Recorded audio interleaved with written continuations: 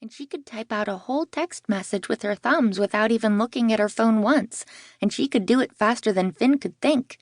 And when she wanted something, all she had to do was tilt her head to the side and raise one eyebrow, and her dad would say, "Oh, you're right.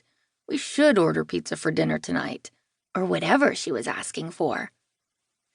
Natalie was powerful. That was an even better word for her than elegant. So yeah, Natalie probably would not want to hear that her dad was talking about changing her diapers and cleaning up her vomit when she was little. The ball hit Finn's glove a little too high and rolled off the top. Finn had to dart over and scoop it up before it rolled down into the pond that lay in the middle of the park. "You'd think it'd be a good thing being the fun dad," Mr. Mayhew said while Finn jogged back into position. "You'd think that's what people would want." A shadow crossed Mr. Mayhew's face, which was really tan from all the time he spent out on the golf course, selling people fancy sports cars. Finn had known Mr. Mayhew for only 2 weeks, and he still didn't understand what playing golf had to do with selling cars.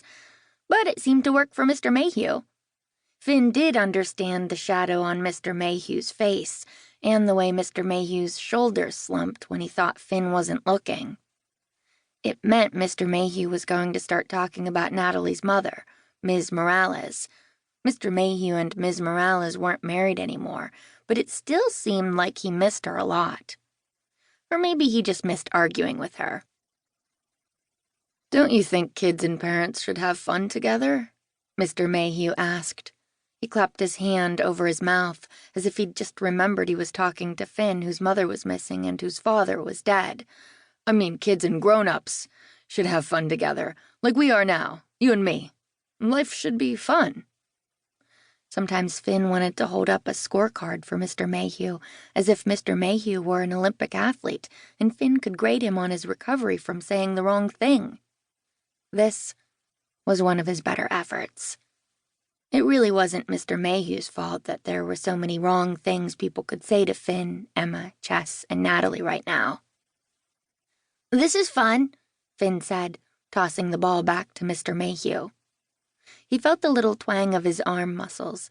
He watched the ball soar through the sky. He forced himself to smile, and it almost felt real. For just that moment, he let himself forget that Emma, Chess, and Natalie hadn't made any progress at all, figuring out how to rescue their mothers. For all the closer they'd gotten to finding a way back to the dangerous world and finding their mothers, they might as well have spent every afternoon of the past 2 weeks doing nothing but playing pitch and catch alongside Finn and Mr. Mayhew. "Now that's what I'm talking about," Mr. Mayhew said, which was an expression Mr. Mayhew used a lot.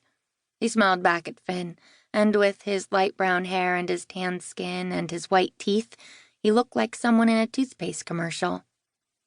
Maybe Mr. Mayhew's smile was just as fake as Finn's. Finn glanced past Mr. Mayhew, and past the fence that separated the trees and grass and paved trails of the park from the trees and grass and paved trails of Mr. Mayhew's huge backyard. Finn gazed straight up to the blinds covering the windows of Natalie's second-story bedroom in Mr. Mayhew's house. Finn had a deal with the other kids. They left the blinds down when they wanted to tell Finn, "Keep playing. We need Mr. Mayhew to stay away longer." When they were ready to give up for the afternoon, they pulled the blinds all the way up. Finn had to shade his eyes with his hand, because staring back at Mr. Mayhew's house also meant staring toward the sun.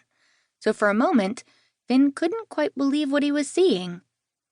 The blinds were still down, but they weren't flat and motionless like they'd been most of the afternoon, and most of every afternoon, every day for the past 2 weeks.